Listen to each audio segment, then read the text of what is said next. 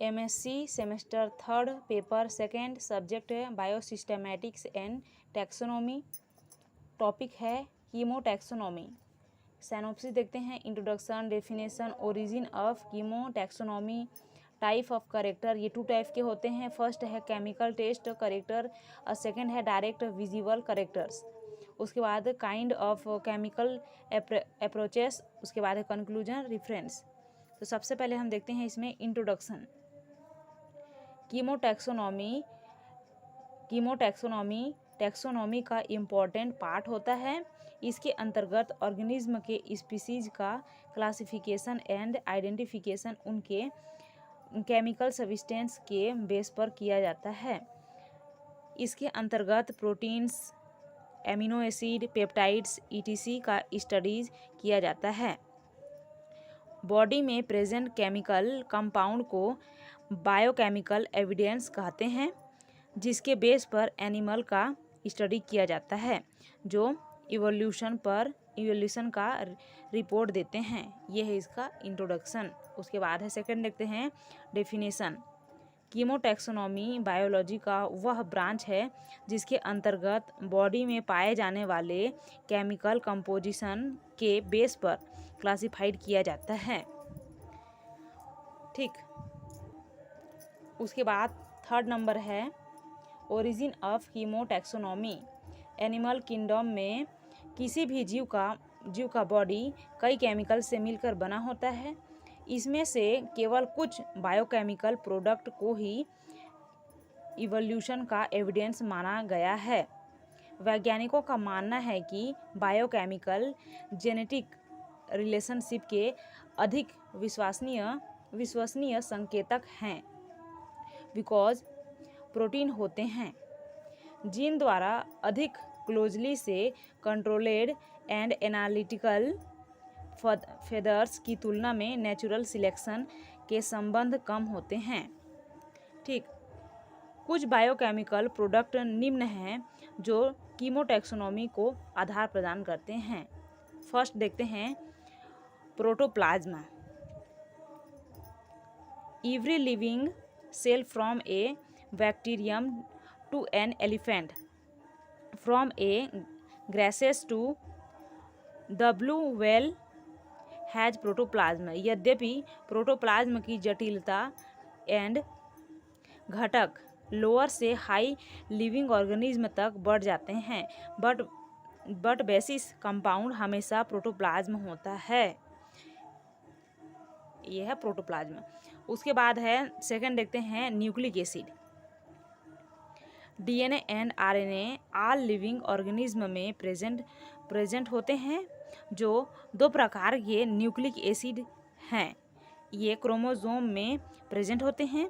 इन अम्लों की स्ट्रक्चर सभी ऑर्गेनिज्म में समान होती है। ठीक। उसके बाद सी नंबर देखते हैं digestive enzyme. Enzyme are chemical compound that help in digestion. Protein एक विशेष प्रकार के enzymes like pepsin, trypsin etc के द्वारा ह्यूमन में पचता है। इन एंजाइम्स में जटिलता लोअर से हायर जीवों की ओर बढ़ती जाती है, बट मौलिक रूप से समान है। ठीक। उसके बाद देखते हैं डी नंबर है हार्मोन्स। हार्मोन्स वे जटिल पदार्थ हैं जो किसी क्रिया की गति को कम या ज़्यादा कर सकते हैं। इस प्रकार बॉडी में अनेक बायोकेमिकल प्रोडक्ट होते हैं, जैसे sodium, nitrogen, oxygen, carbon, hydrogen, potassium etc आदि। ठीक। उसके बाद फोर्थ नंबर देखते हैं टाइप्स ऑफ करेक्टर्स। ये 2 टाइप्स के होते हैं, डायरेक्ट विजिबल और सेकंड है केमिकल टेस्ट। तो सबसे पहले देखते हैं डायरेक्ट विजिबल करेक्टर। वे केमिकल सब्सटेंस जो माइक्रोस्कोप के द्वारा ईजिली लोकेटेड किया जाता है, उसे हम डायरेक्ट विजिबल करेक्टर कहते हैं। सेकंड देखते हैं केमिकल टेस्ट करेक्टर। ऐसे केमिकल सब्सटेंस जो कि माइक्रोस्कोप के द्वारा आसानी से नहीं देखा जा सकता, उसे केमिकल टेस्ट करेक्टर कहते हैं। ऐसे केमिकल सब्सटेंस विभिन्न टैक्सा के विकासीय संबंधों को समझाने व सुलझाने के लिए यूजफुल हैं। ये इसका टाइप्स ऑफ करेक्टर है। उसके बाद 5 नंबर देखते हैं, काइंड ऑफ केमिकल अप्रोचेस। इसे निम्न टाइप से स्टडी की जाती है। फर्स्ट है इम्यूनोलॉजिकल, सेकंड है क्रोमेटोग्राफिक, थर्ड है इलेक्ट्रोफोरेसिस, फोर्थ है इंफ्रारेड स्पेक्ट्रोस्कोपी और 5 नंबर है हिस्टोन केमिकल टेक्निक। ठीक, ये सभी ब्लड, टिश्यू एंड सीरम के केमिकल सब्सटेंस या कंपोजिशन की व्याख्या से रिलेटेड हैं, जो डेवलपमेंट व रिप्रोडक्शन दोनों में सेल के फीड के लिए आवश्यक केमिकल कैरी करते हैं। तो हम ये सब को एक एक करके देखते हैं इन सब को। तो सबसे पहले स्टार्ट करते हैं इम्यूनोलॉजिकल। चिकित्सा विज्ञान की वह शाखा है जिसमें आल प्राणियों के आल इम्यून सिस्टम का स्टडी किया जाता है।